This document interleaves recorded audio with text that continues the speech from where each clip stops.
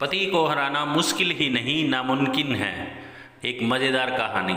एक आदमी ऑफिस से घर आया तो उसकी पत्नी ने कहा, आज मेरे सिर में बहुत दर्द है, मैं खाना नहीं बनाऊंगी, आज हम बाहर खाना खाएंगे। वह आदमी बहुत थका हुआ था लेकिन अपनी पत्नी को नाराज़ नहीं करना चाहता था, सो वह तैयार हो गया और अपनी पत्नी से कहा, ठीक है चले जाएंगे, तुम तैयार हो जाओ। तुरंत ही पत्नी ने फरमान जारी कर दिया कि आज हम किसी बड़े होटल में खाना खाएंगे। पति ने पत्नी को समझाते हुए कहा, यह महीने का आखिरी हफ्ता चल रहा है, इसलिए मेरी जेब टाइट है, इसलिए आज हम एक छोटे होटल में ही खाना खाएंगे, बड़े होटल में किसी और दिन चलेंगे।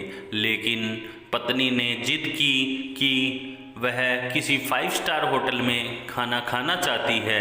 पति का दिल तो नहीं कर रहा था लेकिन वह कई दिनों से टाल मटोल कर रहा था, इसलिए अपनी पत्नी की खुशी के लिए वह तैयार हो गया। रास्ते में पति को एक युक्ति सूझी।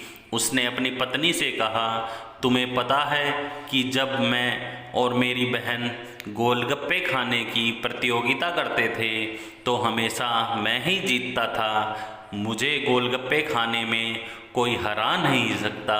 मैं एक बार में 20 से 25 गोलगप्पे आराम से खा सकता हूँ।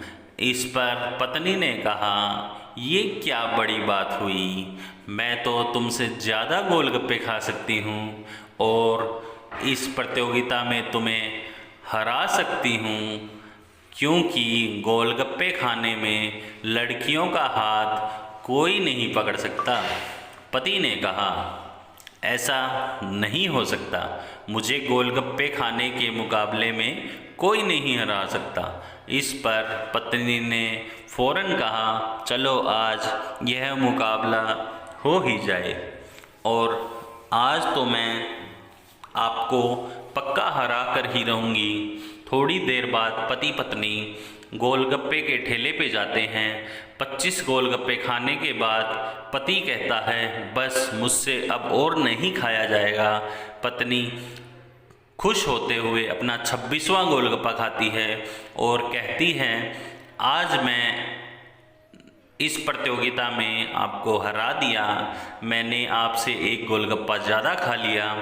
पति मुस्कुराते हुए कहता है, चलो तुम जीत गई, मैं हार मानता हूँ, चलो अब हम खाने के लिए होटल चलते हैं।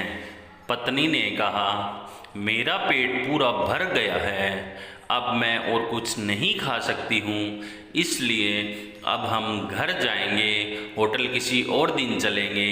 पति मन ही मन मुस्कुराते हुए कार की ओर चल देता है।